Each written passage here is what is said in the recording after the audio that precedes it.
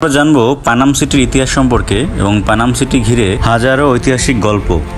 পানাম নগর নারায়ণগঞ্জ জেলার সোনারগাঁয়ে অবস্থিত একটি ঐতিহাসিক প্রাচীন শহর। বড় নগর, খাসনগর, পানাম নগর।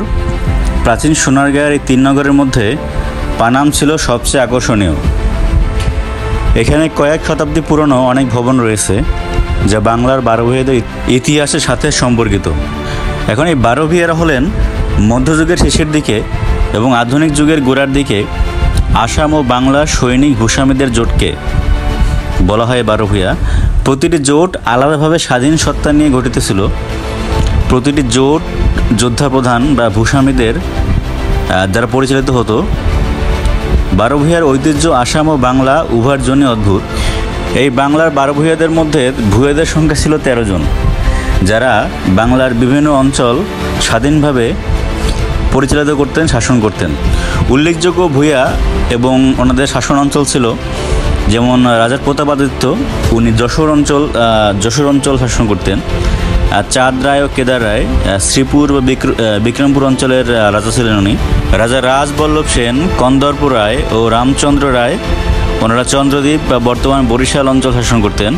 কিঙ্কর সেন পিরোজপুর অঞ্চল, লক্ষণামাণিক্য ভুলুয়া যেটা বর্তমানে নোয়াখালীর অঞ্চল, মুকুন্দরাম রায়, সত্যজিৎ রায়, ওনারা ফরিদপুর অঞ্চলের রাজা ছিলেন। বীর হাম্বির বিষ্ণুপুর অঞ্চলের। ঈশা খাঁ উনি সোনারগাঁও অঞ্চলের, এই যে পানাম নগর এই অঞ্চলের ভূয়া বা ভূস্বামী ছিলেন, জমিদার ছিলেন। ফজল গাজী ভাওয়াল ও চাঁদ প্রতাপ। কংসনারায়ণ রায় তাহিরপুর। রাজা রামকৃষ্ণ শতৈর বা শান্তল। পীতম্বর ও নীলাম্বর সেন পুটিয়া এবং রংপুর। ঈশা খাঁ ছিলেন 1600 শতকের বাংলার বারোভূয়ার সর্দারদের একজন এবং খিজিরপুর, যেটা পরবর্তীতে সোনারগাঁও নামকরণ করা হয়, অঞ্চলের জমিদার। তার শাসন আমলে তিনি সফলভাবে বাংলার ভূস্বামীদের একত্রিত করেন এবং বাংলায় মুঘল আক্রমণ প্রতিহত করেন। তার মৃত্যুর পরই এই অঞ্চলটি সম্পূর্ণ মুঘলদের অধীনে চলে যায় এবং ওনার সময়ই এই সোনারগাঁ পানাম নগর সমৃদ্ধ হয়। সোনারগাঁ জাদুঘর, যেটা ঈশা খাঁর জমিদার বাড়ি ছিল, সেটা থেকে কাছেই পানাম নগর অবস্থিত। সোনারগাঁ থেকে হাঁটার দূরত্বেই পানাম নগর অবস্থিত। একটি পুল ছিল অর্ধচন্দ্রাকৃতির, যে পুলটি এখন বিলুপ্ত। এই পুলটি পেরিয়েই পানাম নগরে যাওয়া যেত। এখন সেখানে সড়ক নির্মিত হয়েছে, আর সড়কের দুপাশে সারি সারি আবাসিক একতলা দ্বিতল বাড়িতে ভরপুর পানাম নগর। 15 শতকে ঈশা খাঁ বাংলার প্রথম রাজধানী স্থাপন করেছিলেন সোনারগাঁয়ে। পূর্বে মেঘনা আর পশ্চিমে শীতলক্ষার নদীপথে বিলেত থেকে আসতো বিলেতি থান কাপড়, আর এদেশ থেকে যেত মসলিন। শীতলক্ষা আর মেঘনার ঘাটে প্রতিদিনই ভিড়ত পালতোলা নৌকা। প্রায় ওই সময় ইস্ট ইন্ডিয়া কোম্পানির বাণিজ্যিক কার্যক্রম ও চিরস্থায়ী বন্দোবস্তের ফলে ইউরোপীয় অনুপ্রেরণায় নতুন ঔপনিবেশিক স্থাপত্য রীতিতে গড়ে ওঠে পানাম নগরী। পরবর্তীতে এই পোশাক বাণিজ্যের স্থান দখল করে নেয় নীল বাণিজ্য। ইংরেজরা এখানে বসিয়েছিলেন নীলের বাণিজ্য কেন্দ্র। ডব্লিউ হান্টারের অভিমত হলো, সুলতানি আমলে পানাম ছিল সোনারগাঁয়ের রাজধানী, কিন্তু পানামে সুলতানি আমলের তেমন কোনো স্থাপত্য নজরে পড়ে না। তাই এই দাবিটির সত্যতা ঠিক প্রমাণিত নয়। এক্ষেত্রে জেমস টেলর বলেন, সোনারগাঁর প্রাচীন শহর ছিল পানাম। এই তত্ত্বটির সাথে বাস্তবতার কোনো বিরোধ নেই। শহরটিতে ঔপনিবেশিক গাছের দোতলা এবং একতলা বাড়ি রয়েছে প্রচুর, যার বেশিরভাগ বাড়ি 19বিংশ শতাব্দীর 1813 খ্রিস্টাব্দের নামফলক রয়েছে এখানে বাড়িতে। মূলত পানাম ছিল বাংলার সে সময়কার ধনী ব্যবসায়ীদের বসতক্ষেত্র। ব্যবসায়ীদের ব্যবসা ছিল ঢাকা কলকাতা জুড়ে, তারাই গড়ে তোলেন এই নগর। 1611 খ্রিস্টাব্দে মুঘলদের সোনারগাঁ অধিকারের পর সড়ক ও সেতু নির্মাণের ফলে রাজধানী শহরের সাথে পানাম এলাকার সরাসরি যোগাযোগ স্থাপিত হয়। পানাম পুল, দুলালপুর পুল, পানাম নগরের সেতুর অবস্থান ও 3 দিকের খাল বেষ্টনী থেকে বোঝা যায় পানাম সোনারগাঁর একটি উপশহর ছিল। বাংলা স্বাধীন রাজা ঈশা খাঁর পদচারণা ছিল এই নগরীতে। সুলতানি আমল থেকে এখানে বিকশিত হয়েছিল বাংলার সংস্কৃতি। পানামে টিকে থাকা বাড়িগুলোর মধ্যে 52টা বাড়ি উল্লেখযোগ্য। পানাম সড়কের উত্তর পাশে 31টি, দক্ষিণ পাশে 21টি বাড়ি রয়েছে। বাড়িগুলোর অধিকাংশ আয়তাকার, উত্তর দক্ষিণ বিস্তৃত, উচ্চতা 1 তলা থেকে 3 তলা। বাড়িগুলোর স্থাপত্য ঔপনিবেশিকতা ছাড়াও মোঘল, গ্রিক এবং গান্ধারা স্থাপত্য শিল্পের সাথে স্থানীয় কারিগরদের শিল্প কুশলতার অপূর্ব সংমিশ্রণ দেখা যায়। প্রতিটি বাড়ি ব্যবহার উপযোগিতা, কারুকাজ, রঙের ব্যবহার এবং নির্মাণ কৌশলের দিক দিয়ে উদ্ভাবনী কুশলতায় ভরপুর। ইটের সঙ্গে ব্যবহার করা হয়েছে ঢালাই, লোহার তৈরি ব্র্যাকেট, ভেন্টিলেটর আর জানালা গ্রিল। মেঝেতে রয়েছে লাল, সাদা, কালো মোজাইকের কারুকাজ। প্রায় প্রতিটি বাড়িতেই খিলান ও ছাদের মধ্যবর্তী স্থানে নীল ও সাদা ছোপ দেখা যায়। এছাড়া বাড়িগুলোতে নকশা ও কাস্ট আয়রনের কাজ নিখুঁত। কাস্ট আয়রনের কাজগুলো ইউরোপের কাজের সমতুল্য বলে বিশেষজ্ঞদের অভিমত। এর সাথে আছে সিরামিক টাইলসের রূপায়ণ। প্রতিটি বাড়ি অন্দরবাটি এবং বহির্বাটি এই 2 ভাগে বিভক্ত হয়েছে। আগের দিনে বাড়িকে বাটি বলা হতো, এই জন্য অন্দরবাটি মানে ভিতরের ঘর আর বহির্বাটি মানে বাইরের ঘর। যেমন আমাদের গ্রামে এখনও অনেক জায়গাতে আছে, যেমন কাচারি ঘর, যেখানে বিভিন্ন রকম মিটিং, বাহিরের গ্যাদারিং, কোনো আউটিং সেগুলো সাধারণত করা হয়। বেশিরভাগ বাড়ির চারদিকের ঘেরাটোপের ভিতরে আছে উন্মুক্ত উঠান। পানাম নগরীর পরিকল্পনা নিখুঁত। নগরীর পানি সরবরাহের জন্য দুপাশে 2টি খাল ও 5টি পুকুর আছে। প্রায় প্রতিটি বাড়িতেই আছে কুয়া বা কূপ। নগরীকে জলাবদ্ধতা মুক্ত রাখতে করা হয়েছে চারদিকে খালের দিকে ঢালু করা হয়েছে। প্রতিটি বাড়ি পরস্পর থেকে সম্মানজনক দূরত্বে রয়েছে। নগরীর যাতায়াতের জন্য রয়েছে একমাত্র রাস্তা, যা এই নগরীর মাঝখান দিয়ে বয়ে গেছে এপাশ ওপাশ। নগরীর ভিতরে আবাসিক ভবন ছাড়াও আছে মসজিদ, মন্দির, গির্জা, মঠ, গোসলখানা, নাচঘর, পান্থশালা, চিত্রশালা, দরবার কক্ষ, গুপ্তপথ, বিচারালয়, পুরনো জাদুঘর। এখানকার মন্দিরে এখনও নিয়মিত পূজা হয়। এখানে একটি দুর্গা মন্দির আছে, যে মন্দিরে প্রতি বছর দুর্গা পূজা অনুষ্ঠিত হয়। একটি রাধাকৃষ্ণের মন্দির আছে। এছাড়াও আছে 400 বছরের পুরনো টাকশাল বাড়ি। সোনারগাঁ লোকশিল্প জাদুঘর থেকে পশ্চিম দিকে রয়েছে গোয়ালদি হোসেন শাহী মসজিদ। এই মসজিদটি সুলতান আলাউদ্দিন হোসেন শাহীর শাসনামলে নির্মিত হয়।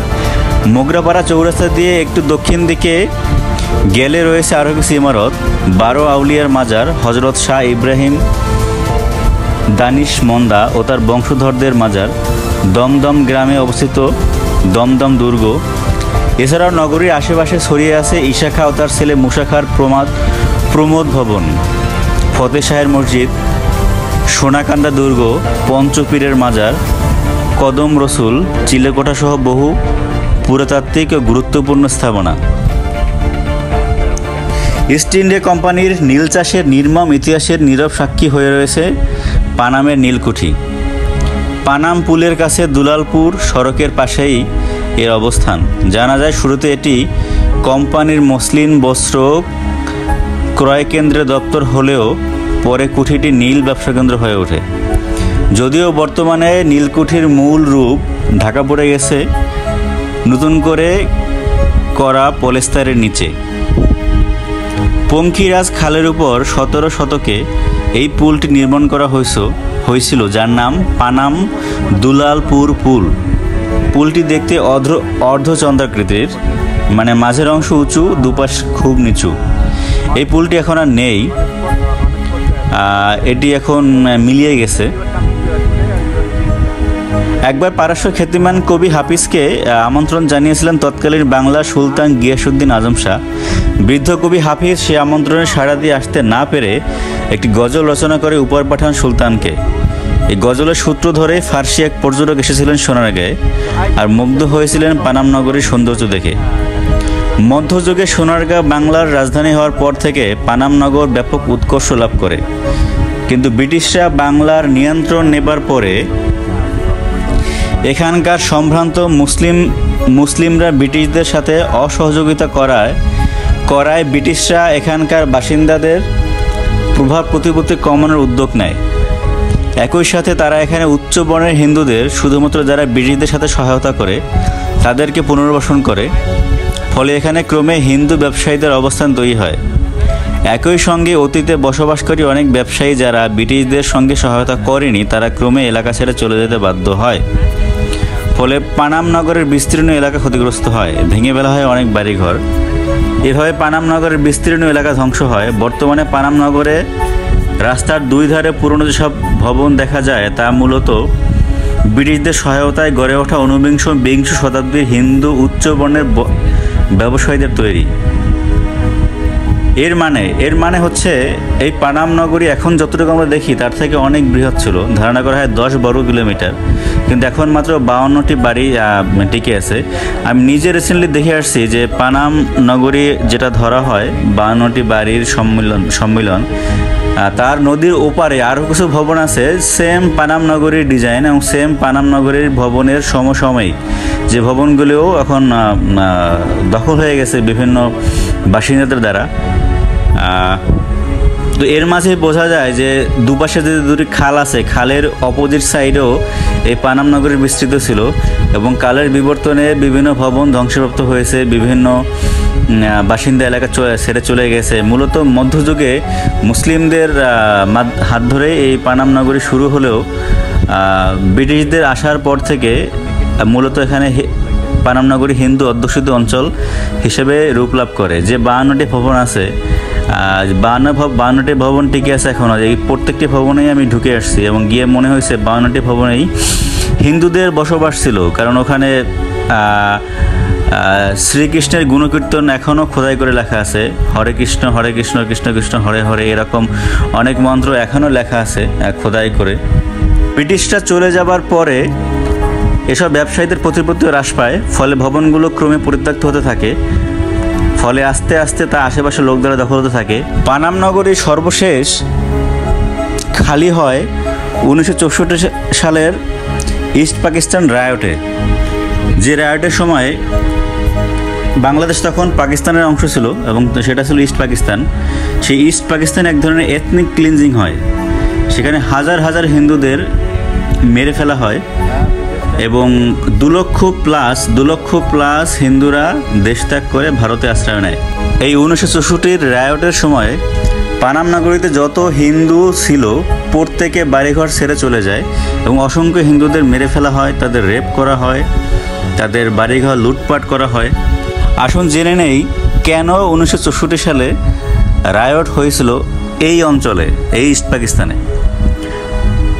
এর পিছনে একটি সুন্দর ঘটনা আছে, যার সাথে ডিরেক্টলি মুসলিমদের নবী মুহাম্মদের চুল জড়িত।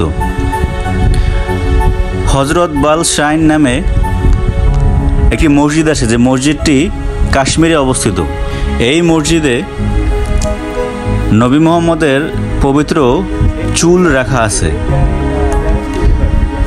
যেটা এনেছিলেন ভারতে 1635 খ্রিস্টাব্দে সাইয়েদ আবদুল্লাহ নামক একজন ব্যক্তি। এই সাইয়েদ আবদুল্লাহকে ধারণা করা হয় উনি ডিরেক্টলি নবী মুহাম্মদের একজন বংশধর। উনি পরবর্তীতে ওনার ছেলে সাইয়েদ হামিদের মাধ্যমে কাশ্মীরের একজন বিজনেসম্যান, একজন ব্যবসায়ী নুরুদ্দিন নামক ব্যক্তির কাছে হস্তান্তর করেন 1700 শতাব্দীর শেষের দিকে। কিন্তু তখনকার সময়ে মুঘল এম্পায়ার ছিলেন আওরঙ্গজেব, আর ভারত উপমহাদেশে মুঘল শাসন চলতেছিল। তো আওরঙ্গজেবের কাছে সংবাদ পৌঁছবার পরে উনি নুরুদ্দিনকে গ্রেপ্তার করেন এবং এই যে পবিত্র যে রেলিক, এটি নিজে হস্তগত করে উনি আজমিরে নিয়ে আসেন। আজমিরে একটি সুফি টম্ব আছে, সেখানে উনি এই রেলিকটি রাখেন, পবিত্র রেলিকটি, নবী মুহাম্মদের পবিত্র রেলিকটি রেখে দেন। কিন্তু একদা আওরঙ্গজেব স্বপ্ন দেখেন যে এই রেলিকটি তার কাছে থাকলে উনি মারা যাবেন এবং ওনার অনেক বড় ক্ষতি হবে। পরবর্তীতে এবং স্বপ্নে এটাও বলা হয় উনি যেন এই রেলিক যেখানে ছিল কাশ্মীরে, যিনি মালিক ছিলেন তার কাছে যেন ফিরিয়ে দেওয়া হয়। এই স্বপ্ন দেখার পরে উনি নুরুদ্দিন এর মাঝে মারা যান। নুরুদ্দিন যার কাছে এটা ছিল, কাশ্মীরি বিজনেসম্যান। নুরুদ্দিন মারা যাবার কারণে নুরুদ্দিনের বংশধরদের কাছে উনি সেটি হস্তান্তর করেন এবং পরবর্তীতে নুরুদ্দিনের বংশধরেরা কাশ্মীরে হজরতবাল শ্রাইন নামক একটি মসজিদ নির্মাণ করেন এবং সেখানে এটি স্থাপিত করেন। এবং এখনও বিশেষ দিনে, বিশেষ ধর্মীয় দিনে এই পবিত্র রেলিকটি জনসাধারণের সম্মুখে প্রদর্শন করা হয়। ইউটিউবে এর ভিডিও আছে, যদি কেউ চান ভিডিও দেখতে পারেন। আমি নিজে সেখান থেকে দেখে নিয়েছি। ঝামেলাটা বাধে যখন 1963 সালের 27 ডিসেম্বর ঘোষণা আসে যে পবিত্র রেলিকটি চুরি হয়ে গেছে হজরতবাল শ্রাইন থেকে। কাশ্মীরের মসজিদ থেকে নবী মুহাম্মদের এই পবিত্র রেলিকটি চুরি হয়ে গেছে এবং এরপরে 50,000-এর বেশি মানুষ কাশ্মীরের শ্রীনগরে সেই মসজিদের সামনে কালো পতাকা নিয়ে তারা প্রতিবাদ করে এবং এটা বড় একটা ইস্যু হয়ে দাঁড়ায়। তখনকার সময়ে শ্রীনগরের যারা ছিলেন দায়িত্বপ্রাপ্ত প্রশাসনিক ব্যক্তিরা, তারা বিষয়টি জানান যে রাত্র 2টোর দিকে এই ঘটনাটি ঘটতে পারে। পরের দিন কাশ্মীরের চিফ মিনিস্টার খাজা শামসুদ্দিন উনি 1 লক্ষ রুপি পুরস্কার ঘোষণা করেন, যিনি এই চুরি যাওয়া রেলিকটি ফিরিয়ে দিতে পারবেন। ইতিমধ্যে এই নিউজটি পুরো ভারতীয় উপমহাদেশে ছড়িয়ে যায়। ভারত, পাকিস্তান, ইস্ট পাকিস্তান, ওয়েস্ট পাকিস্তান, পুরো ভারত এবং মুসলিমদের মধ্যে এক ধরনের ক্ষোভ উত্তেজনা কাজ করে। এমনকি Jawaharlal Nehru central bureau of ইনভেস্টিগেশনের প্রধান ভোলানাথ মল্লিককে কাশ্মীরে পাঠান এই বিষয়টি নিয়ে ইনভেস্টিগেট করার জন্য এবং বিষয়টি উদ্ধার করার জন্য। 4 জানুয়ারি এই রেলিকটি উদ্ধার হয় এবং কীভাবে উদ্ধার হয় সেটা গোপন রাখা হয়, যেটা পরবর্তীতে জানানো হয়েছে যে 3 জন কাশ্মীরি মুসলিমই এর পিছনে ছিলেন। যদিও পরবর্তীতে বলা হয় পাকিস্তানের ব্যক্তিরাই এর পিছনে ছিলেন, এই চুরির পিছনে।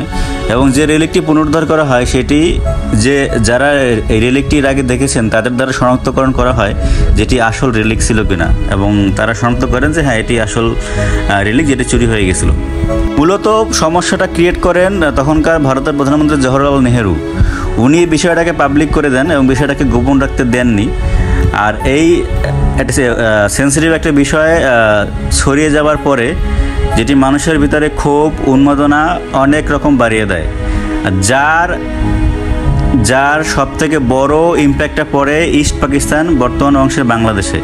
পুরো বাংলাদেশে রায়ট লেগে যায়। ঢাকা, খুলনা, রাজশাহী, নারায়ণগঞ্জ, সিলেট, চিটাগাং সর্বত্র হাজার হাজার হিন্দুদের হত্যা করা হয়। এমনকি এদের বাড়িঘর পুড়িয়ে দেওয়া হয়। লক্ষ লক্ষ হিন্দু নিজের দেশে রিফিউজি হয়ে যায় এবং তাদের বাড়িঘর লুটপাট করা হয় এবং কোনো জায়গা বাদ নাই। বাংলাদেশের প্রতিটি জেলাতে হিন্দুদের বলতে গেলে মাসাক্রি করা হয়। এর কারণ ছিল তখনকার সময়ের যারা রাজনৈতিক নেতা ছিলেন ওনারা এটাকে হিন্দুদের একটা ষড়যন্ত্র হিসেবে আখ্যায়িত করেন এদেশে, যেটা জওহরলাল নেহেরু এবং ভারতের হিন্দু সরকারের একটা ষড়যন্ত্র, যে নবী মুহাম্মদের পবিত্র জিনিসকে চুরি করে, ওনারা নিজেরাই চুরি করে এটাকে আমাদেরকে অবমাননা করা হয়েছে বা এরকম কোনো কিছু একটা। তো যে বিষয়টা চরম বাজে পর্যায়ে চলে যায়, এতটাই বাজে পর্যায়ে চলে যায় যে লক্ষ লক্ষ হিন্দুরা আক্রান্ত হয় বাংলাদেশে। এই সংখ্যাটা অনেক, এই সংখ্যাটা লক্ষ লক্ষ মানে সংখ্যাটা 50 লাখ থেকে 1 কোটিও হতে পারে যারা কোনো না কোনোভাবে আক্রান্ত হয়েছে পুরো বাংলাদেশে। এবং মৃতের সংখ্যা এটা অনেক, প্রতিটি ঢাকাতেই 1000+ মানুষ মারা গেছে। এমনকি শুধু ঢাকা মেডিকেলেই 600+ হিন্দুদের লাশ পাওয়া গেছে ওই সময়টায়। তারপরে নারায়ণগঞ্জে 1000+ মানুষ মারা গেছে, খুলনাতে 1000+ মানুষ মারা গেছে, রাজশাহীতে 5000+ মানুষ মারা গেছে। নওগাঁতে একটি গ্রামে সকল হিন্দুদের হত্যা করা হয়, দুটো মেয়ে বাদে শুধু। তো এরই ইম্প্যাক্টে পড়ে এই পানাম নগরে। এই কথা বলার উদ্দেশ্য হচ্ছে পানাম নগর। এই ঘটনার রেশ ধরে পুরো পানাম নগর ইভাকুয়েটেড হয়। পুরো পানাম নগরে যারা হিন্দু ব্যবসায়ী ছিলেন তারা প্রত্যেকে পানাম নগর ছেড়ে যে যেখানে পরে চলে যায়। হয়তো কেউ বাংলাদেশের অন্যত্র চলে যায় এবং বড় একটা অংশ ভারতের কলকাতা চলে যায় এবং একটা অংশ দেখা যায় নির্যাতিত হয়ে মারা পর্যন্ত যায়, আর ওনাদের সয় সম্পত্তি ঘর বাড়ি সব লুটপাট হয়ে যায়। 1964 সালের রায়ট নিয়ে বাংলাদেশের প্রখ্যাত মুভি মেকার তানভীর মোকাম্মেলের একটি সিনেমা আছে নাম চিত্রা নদীর পারে, যে সিনেমাটা আমি নিজেও ছোটোবেলায় দেখেছি, কিন্তু তখন যতদূর মনে পড়ে তখন বুঝতে পারিনি। তখন আমার কাছে মনে হয়েছে এটা 71-এর প্রেক্ষাপট, কিন্তু এখন যে জানলাম এটা 64-র প্রেক্ষাপট। আর জানা আছে যে আহমদ ছফা নামক বাংলাদেশের বিখ্যাত লেখক, যিনি এই ঘটনার পরে পুরান ঢাকার অনেক হিন্দু বাড়ি উনি পাহারা দিয়েছেন রাতের পর রাত। পুরান ঢাকায় বিভিন্ন অঞ্চলে হিন্দু অধ্যুষিত অঞ্চলের মানুষের বাড়িঘর পুড়িয়ে দেওয়া হয়, হত্যা করা হয়, এবং যার কারণে পরবর্তীতে অনেক রিফিউজি ক্যাম্প করা হয়। জগন্নাথ কলেজে, ঢাকা ইউনিভার্সিটি জগন্নাথ হলে, সেখানে অনেক হিন্দুরা থাকেন। এমনকি রায়ের বাজার বধ্যভূমিতে ওই নদীর পাড়ে গণ কবর খুঁড়ে সেখানে হিন্দুদের মেরে মেরে ওখানে চাপা দেওয়া হয়। এই ঘটনার পিছনে অন্যতম ব্যক্তি ছিলেন আব্দুল সবুর খান, যিনি খুলনার একজন মন্ত্রী ছিলেন। খুলনা তখন হিন্দু মেজরিটি ছিল তখনকার সময় পর্যন্ত, এবং এই ঘটনার পরে এতটা মাস ইভাকুয়েশন হয়, এক্সোডাস টাইপ, যে খুলনা জেলা শহর মুসলিম মেজরিটি হয়ে যায়। এই আব্দুল সবুর খান উনি খুলনা শহর, রামপাল, মোংলা ওইসব অঞ্চলে বিভিন্ন জনসভা করে হিন্দুদের বিরুদ্ধে মুসলিমদের খেপিয়ে তোলেন, বিশেষ করে অশিক্ষিত সাধারণ দিনমজুর মুসলিমদের। এছাড়া দেশের যত বড় বড় হিন্দুদের ইন্ডাস্ট্রি ছিল নারায়ণগঞ্জে বা খুলনাতে, ঢাকাতে, সব ইন্ডাস্ট্রি আক্রমণ করে জ্বালিয়ে পুড়িয়ে ছারখার করে দেওয়া হয় এবং সব লুটপাট করা হয়। এবং ইন্ডাস্ট্রির যত কর্মচারী ছিল, হিন্দু কর্মচারী, এদেরকে ধরে ধরে মেরে ফেলা হয়, ওনাদের মহিলাদের মেয়েদের রেপ করা হয়। পরবর্তীতে এমনও শোনা যায় যে নবী মুহাম্মদের যে পবিত্র রেলিক, যে চুরির যে ঘটনা, এটা পুরোটাই ছিল সাজানো নাটক তখনকার সময়ের কিছু মূর্খ অসৎ রাজনীতিবিদদের দ্বারা। তারা এটা প্রমাণ করতে চাইছেন যে পবিত্র জিনিসটা হারানো গেছে, চুরি গেছে, আমরা আবার ফিরিয়ে আনছি, আমরা যোগ্য নেতা, আমাদের মাধ্যমেই এসবে গর্বিত। পানাম সিটি দেশি বিদেশি টুরিস্টদের কাছে একটি অন্যতম টুরিস্টিক ডেস্টিনেশন। যেমন করে আমার সঙ্গে দুজন লিথুনিয়ান টুরিস্ট ছিলেন।